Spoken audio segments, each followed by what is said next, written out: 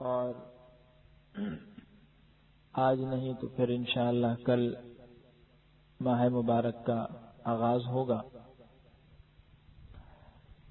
اللہ جل شانہ نے اس ماہ مبارک کا قرآن کریم کے ساتھ بڑا گہرا تعلق قائم فرمایا۔ چنانچہ یہ ماہ مبارک جس طرح دوسری بشارتیں اور دوسری خیرات و برکات لے کر آ رہا ہے، اسی طرح یہ ماہ مبارک در حقیقت ہمارے لیے ایک پیغام بھی لایا، اور وہ پیغام یہ لا رہا ہے کہ ہم سال بھر اللہ جل شانہ کی اس مقدس کتاب سے جو اس ماہ مبارک میں اہتمام کے ساتھ ملک بھر میں مختلف مساجد اور مختلف جگہوں پر پڑھی جاتی ہے، سال بھر ہمارا جو اس ماہ مبارک کے علاوہ دیگر مہینوں میں اس قرآن سے غفلت کا اور ایک بے رخی کا برتاؤ رہا، ہم اس مبارک مہینے میں اللہ جل شانہ کے بابرکت کلام کے ساتھ اپنے تعلق کو دوبارہ مضبوط کریں اور دوبارہ کلام مبارک کی طرف لوٹ کر آئیں، جس سے ہمیں کوئی چارہ نہیں ہے۔ آج کی مجلس اور نشست اسی موضوع سے متعلق ہے، اور در حقیقت یہاں جو سلسلہ شروع کیا جا رہا ہے اس کا بنیادی مقصد بھی یہی ہے کہ جو احباب قرآن کریم کو سمجھنا چاہتے ہیں، کم سے کم قرآن کریم کا بنیادی پیغام معلوم کرنا چاہتے ہیں، کم از کم وہ یہ معلوم کرنا چاہتے ہیں کہ قرآن کریم جو کہ ایک عربی زبان میں ہے اس کا اردو ترجمہ کیا ہے، ہماری زبان میں اس کا کیا مطلب ہے، تو وہ اس جگہ پر جو ہے قرآن کریم کے ترجمے سے اور اس کی مختصر سی تشریح سے واقفیت حاصل کر کے قرآن کریم کے پیغام کو سمجھ سکے۔ سب سے پہلے تو میں قرآن کریم کا یعنی کلام اللہ کا تعارف کرنا چاہوں گا۔ قرآن کریم کیا ہے؟ حقیقت یہ ہے کہ اس کے تعارف کی کوئی ضرورت نہیں ہے۔ قرآن کریم وہ پاکیزہ اور مشہور کتاب ہے جو اللہ جل شانہ کا کلام کہی جاتی ہے۔ یہ اس قرآن کریم کی سب سے بڑی خصوصیت ہے کہ یہ اللہ کا کلام ہے۔ نسبت کے اندر بڑی وقعت ہوا کرتی ہے، کوئی چیز کسی کی طرف منسوب ہو کہ یہ فلانی کی چیز ہے، یہ فلانے کی بات ہے، تو اس سے دل کے اندر بڑی وقعت پیدا ہوتی ہے۔ قرآن کریم کی اس سے بڑی کیا نسبت ہو سکتی ہے کہ یہ اللہ کا کلام ہے، یعنی خود اللہ جل شانہ نے اس کا تکلم فرمایا، خود اللہ نے اس پورے قرآن کو ادا فرمایا اور حضرت جبریل علیہ السلام کے واسطے سے نبی کریم صلی اللہ علیہ وسلم پر اس کو نازل فرمایا۔ اب اللہ نے اس کا کلام کس طرح فرمایا، اس کی تفصیل میں یا اس کی گہرائی میں جانے کی اور اس میں سوچ وچار کی ضرورت نہیں، بلکہ شریعت میں اس سے منع کیا گیا، لیکن یہ ایک واضح حقیقت اور اٹل بات ہے کہ یہ اللہ کا کلام۔ اللہ جل شانہ نے اس قرآن کو، جس کو وحی بھی کہا جاتا ہے، حضرت جبریل علیہ السلام کے واسطے سے جناب رسول اللہ صلی اللہ علیہ وسلم پر جو یہ کتاب نازل فرمائی۔ آخر اس کتاب کا مقصد کیا ہے؟ یہ کتاب جو قرآن کریم کی صورت میں ہمارے سامنے ہے، حقیقت یہ ہے کہ اس کتاب کے بہت سے مقاصد ہیں۔ اس کتاب کی خصوصیات تو اپنی جگہ ہیں۔ مثال کے طور پر ایک بڑی خصوصیت تو یہی کہ اللہ کا کلام ہے۔ ایک بڑی خصوصیت تو یہ ہے کہ اس کتاب کے اندر بہت اختصار کے ساتھ بڑے گہرے علوم سمو دیے گئے، جس کا ایک بڑا ثبوت یہ ہے کہ 1450 صدیاں گزر گئیں، 14.25 صدیاں گزر گئیں، لیکن اس کے باوجود آج تک کوئی یہ دعویٰ نہیں کر سکتا کہ اس نے اس کتاب کے سارے علوم سے واقفیت حاصل کر لی۔ یہ ایسا گہرا سمندر ہے کہ ہزاروں لوگوں نے بلکہ لاکھوں لوگوں نے اس میں غوطہ مارا اور اس کے موتیوں کو نکالا، لیکن اس کے موتی کو چھان کر کوئی آدمی آج تک مکمل دنیا میں نہیں لا سکا۔ علامہ انور شاہ کشمیری رحمہ اللہ جو ایک مشہور محدث بھی ہیں اور ماضی قریب کے ایک بہت بڑی شخصیت ہیں، انہوں نے ارشاد فرمایا کہ اس قرآن کریم کی 12 لاکھ سے زیادہ تفسیریں لکھی جا چکی ہیں۔ تو اللہ جل شانہ نے اس قرآن کریم کی مختلف طریقوں سے خدمت لی ہے، یہ بھی اس قرآن کریم کی ایک بہت بڑی خصوصیت ہے۔ کلام مبارک کی جو دیگر خصوصیات ہیں، مثال کے طور پر اس کے اندر فصاحت و بلاغت ہے، یہ عربی ادب کا ایک بہت بڑا شاہکار ہے۔ ان سب کے علاوہ جو ایک اہم خصوصیت ہے وہ یہ ہے کہ کلام اللہ اپنی تاثیر میں اپنی مثال آپ ہے۔ اس کلام مبارک کی جو تاثیر ہے وہ دنیا کے کسی انسان کے کلام میں اور اس کی گفتگو میں نہیں ہو سکتی۔ کوئی بھی کتاب کتنے ہی قیمتی ہو، یہ کتنے ہی باوقات مضامین سے پر ہو، کتنی ہی خوشنما ہو اور اس کے اندر ہر قسم کا ادبی ذوق ہو، اعلیٰ معیار ہو، لیکن اس کے باوجود اگر کوئی آدمی اس کو پڑھے گا تو بار بار پڑھ کر تھک جائے گا۔ کلام مبارک کی خصوصیت یہ ہے کہ انسان اس کو جتنا ہی پڑھے اس کی حلاوت بڑھتی ہے، زبان پر اس کا لطف آتا ہے اور انسان اس کو کتنا ہی سننے سے تھکتا نہیں۔ یہ قرآن ایک ایسا کلام ہے کہ انسان اس کو سن کر تھکتا نہیں اور پڑھ کر جتنا زیادہ پڑھتا چلا جائے اس کے مٹھاس سے لطف اندوز ہوتا ہی چلا جاتا ہے۔ اس کے بہت سے واقعات ہیں ہمارے اکابر کے، حضرات صحابہ اکرام رضی اللہ عنہم اجمعین اور حضرات تابعین رحمہم اللہ کے، کہ وہ کس طرح کلام مبارک سے اثر لیا کرتے تھے۔ کتنے واقعات ہیں کہ ایک ایک رات صرف ایک ایک آیت پڑھتے ہوئے گزار دی۔ ذرا سوچئے، ایک آیت ہے اور اس کو پڑھ کر پوری رات گزاری جا رہی ہے۔ کوئی تو اس کے اندر تاثیر ہوگی، کوئی تو اس کی حلاوت ہوگی کہ تنہا اس کو پڑھتے ہی چلے جا رہے ہیں۔ اور آگے کی بات سنیے تو کتنے ایسے بھی واقعات ہیں کہ اس کلام الہی کو سن کر لوگ اتنے مرعوب ہوئے کہ ان کی موت واقع ہو گئی۔ یہ اس کی قوت تاثیر ہے۔ حضرت جبیر بن مطعم رضی اللہ عنہ ایک صحابی ہیں، ابھی مسلمان نہیں ہوئے تھے، کہتے ہیں کہ میں جناب رسول اللہ صلی اللہ علیہ وسلم کے پاس حاضر ہوا تو حضور صلی اللہ علیہ وسلم اس وقت مکہ مکرمہ میں نماز مغرب ادا فرما رہے تھے اور حضور یہ آیت تلاوت فرما رہے تھے،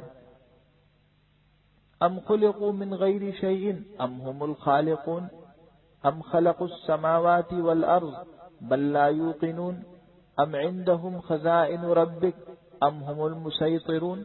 اللہ کہتے ہیں خالق میں ہوں یا یہ ہیں، رحمت کے خزانے میرے پاس ہیں یا ان کے پاس ہیں، سلطنت ان کی ہے یا میری ہے۔ کہتے ہیں کہ جب میں نے یہ آیتیں سنی تو ان آیتوں کو سن کر مجھ پر ایسا رعب طاری ہوا کہ مجھے یوں محسوس ہوتا تھا کہ میرا دل پھٹ جائے گا یا میرا دل حلق سے اچھل کر نکل آئے گا۔ حالانکہ ابھی وہ مسلمان نہیں تھے، ان پر اس کلام کا اتنا اثر ہوا۔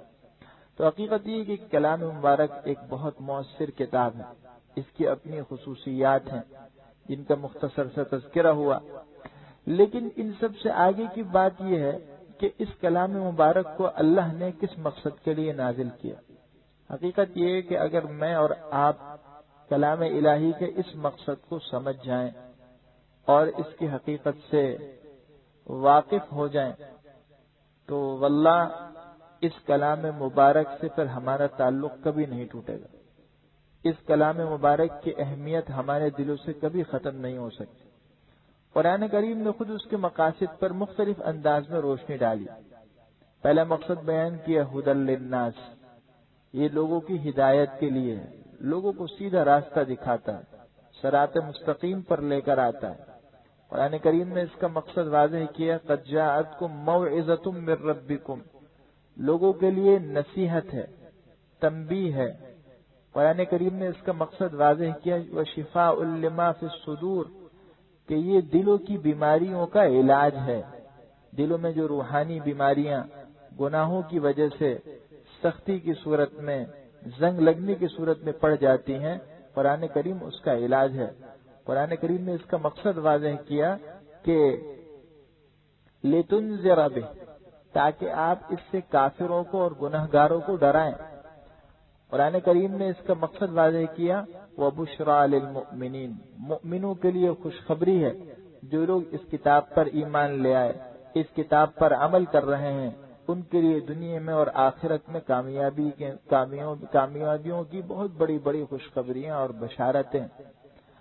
قرآن کریم مختلف انداز میں خود اپنا تعارف کروا کر اپنے مقاصد پر روشنی ڈالتا ہے۔ کہیں کہتا ہے کہ یہ قرآن کیا ہے؟ یہ قرآن وَبَيِّنَاتٍ مِّنَ الْهُدَىٰ وَالْفُرْقَانِ اس لیے نازل ہوا کہ حق اور باطل میں فرق ہو جائے، یعنی جو آدمی اس کتاب کو صحیح سوچ کے ساتھ پڑھے گا اور اس کے اندر سمجھنے کی اہلیت ہوگی تو اس کو پتہ چل جائے گا کہ صحیح راستہ کون سا ہے، غلط راستہ کون سا ہے۔ وہ کون سا راستہ ہے کہ جہاں پر دلدل ہے، جہاں گڑھے میں یہ گہرائی میں گرنے کا خطرہ ہے، اور وہ کون سا راستہ ہے جو مجھے سیدھے میری منزل تک یعنی جنت تک پہنچا رہا ہے۔ قرآن کریم نے اس بات کو بخوبی واضح کر دیا کہ یہ قرآن کریم اور یہ اللہ کی کتاب جس طرح حق و باطل میں فرق کرتی ہے، اسی طرح ضلالت اور گمراہی کے اندھیروں میں روشنی ہے۔ جس طرح ہمیں دنیا میں اندھیرے میں روشنی کی ضرورت پڑتی ہے، اور اگر روشنی نہیں ہوگی تو ہم در بدر کی ٹھوکریں کھاتے پھریں گے، گر جائیں گے، کسی حادثے میں مبتلا ہو سکتے ہیں، کم سے کم اتنا ضرور ہوگا کہ منزل مقصود تک نہیں پہنچ سکیں گے، در بدر کی ٹھوکریں کھاتے پھریں گے۔ بالکل اسی طرح یہ قرآن بھی روشنی ہے۔ اگر اس قرآن کریم کو سامنے نہ رکھا گیا تو انسان دنیا میں بھی اور آخرت میں بھی ذلت اور رسوائی سے دوچار ہوگا، اور آخرت سے پہلے دنیا میں بھی در بدر کی ٹھوکریں کھاتے پھرے گا۔ میرے عزیز سامعین، تمام باتوں کا حاصل یہ ہے کہ یہ قرآن کریم در حقیقت اللہ جل شانہ نے ہمارے لیے نازل کیا ہے۔ اس کا بنیادی مقصد تعمیر انسانیت ہے، انسان کو انسان بنانا۔ یہ قرآن یہ چاہتا ہے کہ انسان بن کر اپنی زندگی کو سنوار لے اور اپنی زندگی کو سنوار کر اپنے رب کو منا لے۔ اس کی اس واضح سے مثال یہ ہے کہ اگر ایک آدمی کسی شخص کو، اپنے کسی خادم یا غلام کو کسی سفر پر بھیجتا ہے، اس سفر پر تو اس نے اس کو بھیجا، لیکن نہ یہ بتایا کہ میں تمہیں کس مقصد سے بھیج رہا ہوں، نہ کوئی کام بتایا، اور نہ بعد میں رابطہ کر کے اس پر اس کا جو بنیادی مقصد تھا واضح کیا، تو ہر آدمی یہ بات سمجھے گا کہ یہ آدمی سمجھدار نہیں ہے۔ کسی سمجھدار شخص سے اس بات کی توقع نہیں کی جا سکتی کہ وہ کسی کو بھیج دے، کسی جگہ روانہ کر دے اور اس کو اس پر مشقت میں ڈال کر، جس میں طرح طرح کے دشواریاں اور اخراجات ہیں، کوئی چیز حاصل نہ کر پائے۔ تو جب ہم اور آپ اس بات کا یقین کرتے ہیں، اور ہم الحمدللہ ہمیں اس بات کا یقین ہے کہ ہم سب کے خالق اللہ ہیں، اللہ ہی نے اس کائنات کا ایک مربوط اور مستحکم نظام بنایا، اور اللہ جل شانہ نے ہی ہم سب کو پیدا کیا، اور اللہ نے ہمیں ایک خاص مقصد کے لیے دنیا میں بھیجا۔ اس دنیا میں کھیل تماشے کے لیے نہیں بھیجا۔ یہ دنیا کوئی تماشا گاہ نہیں ہے، سیرگاہ نہیں ہے، تفریح گاہ نہیں ہے۔ اللہ فرماتے ہیں افحسبتم انما خلقناکم عبثا، کیا تم یہ سمجھتے ہو کہ ہم نے تم کو ایسے ہی بیکار پیدا کر دیا؟ بلکہ یہ دنیا امتحان کا ہے۔ اللہ نے اس دنیا میں انسان کو امتحان کے لیے بھیجا، لیبلوکم ایکم احسن عملا، کہ دیکھو کون اچھے اعمال کر کے دکھلاتا ہے اور اپنے رب کو راضی کرتا ہے۔ دوسری جگہ ارشاد ہے وما خلقت الجن والانس الا لیعبدون، ہم نے جنات کو اور انسانوں کو اپنی عبادت کے لیے پیدا کیا۔ تو اللہ نے جب ہمیں اس مقصد کے لیے پیدا کیا کہ ہم اللہ کی عبادت کر کے اس کو راضی کریں، تو یہ کیسے ہو سکتا ہے کہ یہ ساری دنیا تو اللہ نے ہمارے لیے بنائی، اور اللہ جل شانہ نے ہمیں اس دنیا میں پیدا بھی کر دیا، ایک نظام ہمارے لیے بنا دیا، لیکن اللہ ہمارے سامنے ہماری تخلیق کا مقصد واضح نہ کرے؟ یہ ممکن نہیں ہے۔ قرآن کریم کو اللہ نے اسی لیے نازل فرمایا تاکہ انسان کے سامنے مقصد تخلیق واضح ہو جائے۔ اور وہ مقصد تخلیق کس طرح واضح فرمایا کہ دیکھیے یہ قرآن کریم جو اللہ نے ہمیں نازل کر کے عطا فرمایا ہے، یہ قرآن صرف پڑھنے کے لیے نہیں ہے، بلکہ یہ قرآن سمجھنے اور سمجھنے کے بعد اس پر عمل کرنے کے لیے۔ دوسرے لفظوں میں یوں کہا جائے کہ یہ قرآن صرف وہ کتاب نہیں جس کی تلاوت کی جائے اور اس کی تلاوت پر جس اجر و ثواب کا وعدہ ہے اس پر ہم خوش ہو کر اس کو کافی سمجھ لیں۔ اس میں کیا شک ہے کہ اس کا اجر و ثواب ہے اور بہت ہے، اور انسان جب تلاوت کرے گا تو جس اجر و ثواب کا وعدہ ہے کہ ایک حرف پر 10 نیکیاں ملیں گی، چاہے وہ سمجھ میں آئے یا سمجھ میں نہ آئے، یہ تو مل رہا ہے۔ لیکن اصل بات یہ ہے کہ انسان اس قرآن کریم کی تلاوت ہی نہ کرے، بلکہ قرآن کریم کو اس انداز میں دیکھے کہ یہ ایک مکمل نظام حیات کی کتاب ہے۔ اس کے اندر پوری زندگی کا دستور ہے۔ زندگی گزارنے سے متعلق انسان کو جتنی ضروریات پیش آتی ہیں ان سب سے متعلق اصول اور ضوابط اس قرآن میں موجود ہیں۔ جب یہ ایک دستور حیات ہے، ایک نظام زندگی پر مشتمل کتاب ہے اور اس کے اصول و ضوابط اس قرآن میں ہیں، تو جب انسان اس نیت سے اس قرآن کو پڑھے گا اور اس کی تعلیمات کو اپنی زندگی میں لائے گا تو اس کی زندگی خود بدل جائے گی، اور پھر واقعی وہ یہ سمجھ جائے گا کہ اللہ نے مجھے کس مقصد کے لیے پیدا کیا اور میں نے زندگی کس طریقے سے گزارنی ہے، اللہ مجھ سے کیا چاہتے ہیں، اور وہ پھر اللہ کی منشا کے مطابق زندگی گزار کے اللہ کو راضی کر دے گا۔ چنانچہ اللہ جل شانہ نے قرآن کریم میں بنیادی طور پر جو سارے کے سارے قرآن کا خلاصہ ہے وہ یہ ہے کہ بنیادی طور پر قرآن کریم میں 3 مضامین بیان فرمائے۔ ایک مضمون وہ ہے جو عقائد سے متعلق ہے، ایک مضمون وہ ہے جو احکام سے متعلق ہے، اور ایک مضمون وہ ہے جو وعظ و نصیحت یعنی قصوں سے متعلق۔ عقیدہ انسان کی زندگی کی جتنی محنت ہے، جتنے نیک اعمال ہیں، ان سب کی بنیاد اور پہلی اینٹ ہے۔ اس عقیدے کی بنیاد پر انسان کی آخرت بھی سنورتی ہے اور زندگی کے نیک اعمال بھی اللہ کے مقبول ہوتے ہیں۔ اس لیے قرآن کریم نے بنیادی طور پر عقائد کی بڑی اہمیت کے ساتھ توجہ دلائی۔ چنانچہ یہ قرآن کریم بنیادی طور پر 3 عقائد ہمیں بتلا رہا ہے: توحید، رسالت اور معاد یعنی آخرت۔ قرآن نے ہمیں ایک تو یہ بتایا کہ انسان اللہ کی وحدانیت کا اقرار کرے اور اللہ کے نبی کی رسالت پر اقرار کرے۔ ہم سب اس بات کا اقرار اور اعتراف کریں کہ اللہ نے جتنے نبی اور رسول بھیجے وہ سب کے سب نبی برحق ہیں اور رسول ہیں، اور سب سے آخری رسول جناب رسول اللہ صلی اللہ علیہ وسلم کی ذات گرامی ہے، جن پر آ کر نبوت کا یہ سلسلہ ختم ہو گیا۔ آپ کے بعد اب رسول کو آنے کی ضرورت نہیں، جس طرح سورج کے آنے کے بعد چاند کی اور ستاروں کی روشنی کی ضرورت نہیں پڑتی، تو بالکل اسی طرح جناب رسول اللہ صلی اللہ علیہ وسلم کی تشریف آوری اور آپ کی لائی ہوئی کتاب یعنی قرآن کریم کے بعد اب قیامت تک کسی رسول کی رسول ہونے کی حیثیت سے یہ کسی شریعت کو لانے کے لیے آنے کی کوئی ضرورت نہیں۔ اور عقائد کا تیسرا مضمون یہ ہے کہ آخرت پر ایمان لائے۔ جگہ جگہ قرآن کریم میں انسان کو یہ باور کرایا گیا اور یہ بات انسان کو بتلائی گئی کہ وہ صرف اس دنیا کی زندگی کو اصل زندگی نہ سمجھے، اس کی نگاہ دنیا کی زندگی تک محدود نہیں ہونی چاہیے، اپنی فکر کو وسیع کر کے یہ سوچے کہ ایک زندگی اور ہے جو اصل زندگی ہے، اور یہ زندگی در حقیقت اس زندگی کو بنانے کے لیے اور اس کو سنوارنے کے لیے عطا کی گئی۔ اس زندگی کو مقصود بنا کر گزارنا یہ پسندیدہ نہیں، اللہ نہیں چاہتے، بلکہ اللہ یہ چاہتے ہیں کہ اس زندگی کو اصل زندگی کے سنوارنے کے لیے استعمال کرو۔ یہ بنیادی عقائد بیان ہوئے۔ اب اس کے بعد مرحلہ آتا ہے احکام کا۔ قرآن کریم میں احکام پر بھی بہت واضح انداز میں روشنی ڈالی گئی۔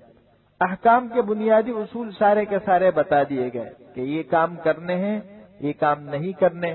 ہاں اس کے بعد احادیث مبارکہ میں اور اس کے بعد حضرات صحابہ و تابعین اور فقہائے امت نے پھر ان سب کی تفصیل بیان فرمائی، لیکن بہر صورت اس سب کی بنیاد قرآن ہے۔ حلال و حرام سے واقفیت اور شرعی احکام اور مسائل کا جاننا بے حد ضروری ہے، اور ایک مسلمان ہونے کی حیثیت سے ان سے ناواقفی تو بہت ہی خسارے کی بات ہے۔ کیا ہوتا ہے کہ عمر کا ایک بڑا حصہ گزر جاتا ہے، لیکن افسوس یہ ہوتا ہے کہ بہت سے تو ایسے ہوتے ہیں کہ قرآن صحیح نہیں پڑھنے آتے، ہمارے اپنے ہی بھائی ہیں، اپنے ہی دوست ہیں، لیکن افسوس اس بات کا ہوتا ہے، اس کا دکھ ہوتا ہے۔ کتنے ایسے ہیں جو بیچارے دین کی طرف متوجہ ہو رہے ہیں، لیکن ان کو یہ معلوم نہیں کہ ہمیں دینی تعلیمات پر کس طریقے سے عمل کرنا ہے۔ بھائی نماز کا ذوق تو ہے، لیکن یہ معلوم نہیں کہ نماز پڑھنے کا صحیح طریقہ کیا ہے۔ زندگی کا ایک بڑا حصہ گزر گیا، لیکن جب فرائض و واجبات ہی معلوم نہیں تو نماز کس طرح مقبول ہوگی۔ ابھی چند دن پہلے کی بات ہے کہ ایک صاحب مجھ سے کہہ رہے تھے، احکام کی اہمیت کا اندازہ کیجیے، احکام سے واقفی کتنا ضروری ہے۔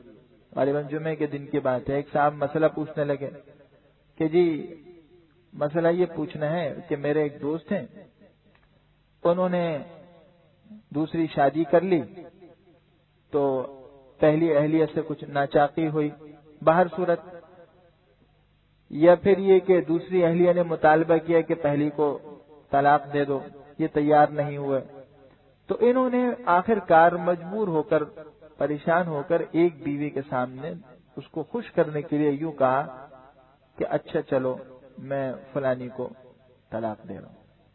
دوسری بیوی کے بارے میں پہلی بیوی کے سامنے یہ بات کہی، اور اس کو خوش کرنا مقصد تھا، اور وہ کہتے ہیں میرے دل میں سرے سے کوئی ارادہ ہی نہیں تھا، میں تو صرف مذاق کر رہا تھا، مذاق میں اس کو خوش کرنے کے لیے 3 مرتبہ وہ الفاظ بھی کہہ دیے۔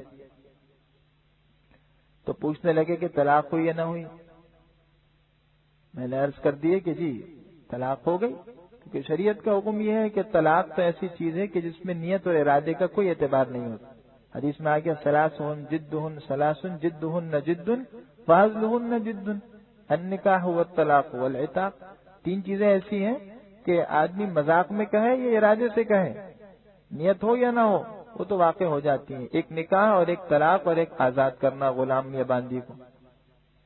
اس پر بڑے متحیر ہوئے، کہنے لگے کہ وہ تو آگے کی اور بات پیش آ گئی۔ میں نے کہا بھائی کیا بات ہوئی؟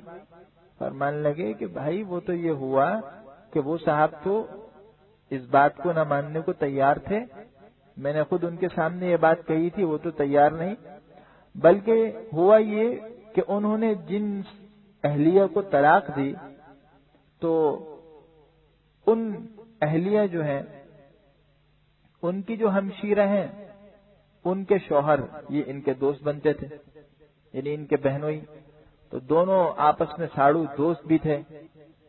دوسرے صاحب نے جب یہ بات سنی، پہلے صاحب نے اپنی پریشانی کا ذکر کیا ہے کہ جی میں نے مذاق میں اس طرح کہہ دیا، تو دوسرے صاحب نے ان کو تسلی دینے کے لیے کہا کہ ارے بھائی اب تمہارا ارادہ ہی نہیں ہے تو پریشان ہونے کی کیا ضرورت ہے، اور ان کو تسلی اس طرح دی کہ اگر ایسی ہی بات ہے تو جی میں بھی کہہ دیتا ہوں لو۔ 3 مرتبہ انہوں نے بھی اپنی اسی جو ہمشیرہ تھی ان کی، جو ان کی اپنی اہلیت تھی، اس کے بارے میں بھی یہ الفاظ کہہ دیے کہ لو جی میں بھی تمہیں یہ کہہ کر الفاظ دے دیتا ہوں، اب تو تمہیں اطمینان ہو گیا کہ طلاق نہیں ہوئی۔ تو میں نے عرض کیا کہ جی وہ تو طلاق تو ان کی اہلیوں کو بھی ہو گئی۔ تو یہ صاحب اس پر بڑے پریشان ہوئے کہ جی کیا کروں، میری تو سمجھ میں نہیں آتا۔ میں نے یہی عرض کر دیا کہ بھئی اگر تمہارا ان سے میل جول ہے، ملنا جلنا ہے، اور وہ دین کی سمجھ رکھتے ہیں، یعنی کچھ دین کے وقات و عظمت ان کے دل میں ہے، تو ان کے سامنے مسئلہ ضرور ذکر کر دینا۔ تو بھائی احکام کا مسئلہ بہت اہم ہے، حلال و حرام سے واقفیت تو ہونی چاہیے۔ ہماری زندگی کا ایک بڑا حصہ دنیا بنانے میں گزر جاتا ہے، کارخانے میں، فیکٹری میں، زراعت میں، دوسری مصنوعات میں۔ دین نے اس کو ناپسند نہیں کیا، اس سے منع نہیں کیا، لیکن دین نے اس میں اپنے آپ کو کھپانے سے منع کیا۔ اس طرح کھپا لو کہ اس کو زندگی کا مقصود بنا لو، اور جو اصل مقصود ہے اس پر نظر نہ رہے، تو ظاہر بات ہے یہ ایک مسلمان کو زیب نہیں دیتا۔ افسوس یہ ہے کہ جو لوگ مسلمان نہیں وہ تو محنت کر رہے ہیں، اور دنیا پر جو ان کے زندگی کا حاصل ہے، ان کی زندگی ہے یہیں تک، انہوں نے بعد میں اللہ کیا جانا ہے، لیکن ان کے لیے بعد میں کچھ نہیں ہے۔ تو جو لوگ مسلمان نہیں، انہوں نے اپنے آپ کو دنیا کے لیے کھپایا، اور اتنا کھپایا کہ چاند تک پہنچ گئے، بلکہ اس سے بھی آگے کی سوچ رہے ہیں، مختلف سیارات میں جا رہے ہیں، اور آ کر انہوں نے باقاعدہ مختلف لٹریچر شائع کیے جس میں اپنے مشاہدات اور تجربات کا انہوں نے نچوڑ بیان کیا، اور وہ چھپ چکے ہیں۔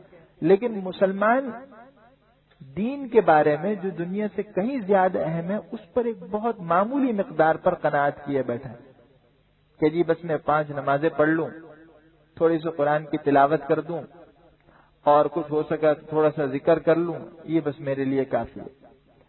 میں نے عرض کی کہ قرآن جو نظام حیات ہے، ہم اس کو اپنی زندگی میں لانے پر تیار نہیں، تو یہ کب ہوگا؟ یہ جبھی ہوگا جب ہم اس قرآن کو سمجھ تو لیں۔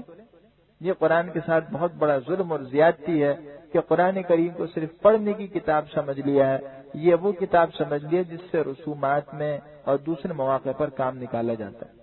چنانچہ خواجہ حسن نظامی رحمۃ اللہ علیہ کا مقولہ ہے کہ دنیا میں 2 چیزیں بہت مظلوم ہیں، ایک حضرت حسین رضی اللہ عنہ، ان کو بہت مظلومانہ انداز میں شہید کیا گیا، جناب رسول اللہ صلی اللہ علیہ وسلم کے نواسے ہیں، ان کی کیا وقات تھی اور ان کے ساتھ کیا معاملہ کیا گیا، اور دوسری چیز قرآن کریم۔ اس قرآن کریم کے ساتھ غیروں نے نہیں، اپنوں نے جو ظلم اور زیادتی اور اس پر جو قیامت ڈھائی ہے، حقیقت یہ ہے کہ وہ بڑی افسوسناک بات۔ مغرب نے اس بات کو سمجھ لیا کہ مسلمانوں کی ترقی کا واحد راستہ اس کتاب سے وابستگی ہے۔ اب انہوں نے یہ کوشش کی کہ اس قرآن سے مسلمانوں کے تعلق کو توڑا جائے، کاٹا جائے۔ اس کی کئی طریقے سے کوششیں کی گئیں، جن میں سے ایک کوشش یہ ہے کہ اس قرآن کے بارے میں مختلف شکوک و شبہات لوگوں کے ذہنوں میں پیدا کیا جائے، الجھنیں ڈالی جائیں، اور اس قرآن کے اندر معنوی تحریف کر دی جائے۔ لفظی تحریف تو نہیں ہو سکتی، چھوٹے سے چھوٹا بچہ جو ہے وہ بھی غلطی پکڑ کر بتا سکتا ہے، اور اس کے واقعات شواہد ہیں جو کتابوں میں لکھے ہیں کہ بچوں نے غلطی پکڑ لی اور بتا دیے کہ نہیں یہ کلام ایسا نہیں، کیونکہ یہ تو اللہ نے اس کو سینے میں محفوظ کیا اور یہ تو خاص اللہ کا نظام ہے، لیکن اس کے معنی کے اندر تحریف کی۔ چنانچہ آج المیہ ایک یہ بھی ہے کہ لوگ جو ہیں وہ قرآن کریم کے سلسلے میں غلط فہمی کا بھی شکار ہو رہے ہیں۔ ہوتا کیا ہے کہ قرآن کریم کو اپنی رائے سے سمجھنا شروع کر دیتے ہیں، اور قرآن کریم کی تفسیر جب اپنی رائے سے انسان کرتا ہے تو پھر وہ گمراہی میں پڑ جائے گا۔ قرآن کریم کی تفسیر میں گمراہی کے بنیادی طور پر 4 وجوہات ہوتی ہیں۔ ایک تو یہ ہوتی ہے کہ اپنے اندر اہلیت ہی نہیں ہے۔ جب اہلیت اور صلاحیت ہی نہیں ہے تو ہم کس بنیاد پر قرآن کریم کی صحیح تفسیر کر سکتے ہیں؟ دوسری وجہ یہ ہوتی ہے کہ جو دوسرے افکار ہیں، نظریات ہیں، ان سے انسان مرعوب ہو جاتا ہے، غلط افکار سے مرعوب ہو گیا۔ اب جب مرعوب ہوا تو جو اس کے اندر غلط افکار پیدا ہوا اسی روشنی میں وہ اس کی تفسیر کر رہے ہیں۔ تیسری ایک بڑی وجہ یہ ہوتی ہے کہ عقل پرستی، قرآن کریم کے ہر مضمون کو اپنی عقل کے تناظر میں دیکھتا ہے، اور جب وہ بات سمجھ میں نہیں آتی تو اس کا انکار کر بیٹھتا ہے کہ جی ایسی بات جو سمجھ میں نہ ہو یہ اللہ کے کلام میں کیسے ہو سکتی ہے، حالانکہ وہ اس بات سمجھ نہیں رہا کہ یہ قرآن کریم عقل کے خلاف نہیں ہے۔ بات یہ ہے کہ عقل کی پرواز وہاں تک ہو ہی نہیں سکی۔ قرآن کریم کی جو بات ہے وہ عین سمجھ کی بات ہے، یہ اور بات ہے کہ ہماری سمجھ کی پرواز محدود ہے۔ جس طرح ہم اپنی آنکھوں کو ایک خاص حد تک استعمال کر سکتے ہیں، اس حد سے آگے کی چیز کو ہم نہیں دیکھ سکتے، ان آنکھوں سے ہم اپنے پیچھے نہیں دیکھ سکتے، تو اسی طرح ہم اس عقل سے دین کی ہر بات کو سمجھ بھی نہیں سکتے، اور نہ قرآن کی تمام آیات عقل سے سمجھ میں آنے والی ہیں۔ تو اس کو جب عقل کے تناظر میں دیکھا جائے گا تو گمراہی پیدا ہوگی۔ اور ایک بہت بڑی وجہ، چوتھی وجہ وہ یہ ہوتی ہے کہ قرآن کریم کو اپنے نظریات اور اپنے ذہن کے تابع بنایا جاتا ہے۔ یعنی ہوتا یہ کہ انسان پہلے سے اپنا ایک ذہن بنا لیتا ہے، ایک نظریہ بنا لیتا ہے، اور جب وہ نظریہ بنائے گا اور نظریہ بنانے کے بعد پھر کیا کرے گا، قرآن کریم کو پڑھے گا اور سمجھنا شروع کرے گا، تو جو آیت اپنے نظریے کے موافق نہیں ہوگی اس کا انکار کر دے گا۔ مثال کے طور پر کسی نے یہ سمجھ لیا کہ جی ہم نے اس قرآن سے ساری سائنسی تحقیقات معلوم کرنی ہے، اب جہاں کوئی اس قسم کی آیت آئی جو بظاہر موجودہ سائنسی تحقیقات کے خلاف ہے تو اس کا انکار کر دے گا. معاذ اللہ یہ تو تنگ نظری کی بات ہوئی کہ قرآن کوئی سائنس کی کتاب تو نہیں ہے، قرآن کوئی جغرافیہ کی کتاب نہیں، ریاضی کی کتاب نہیں،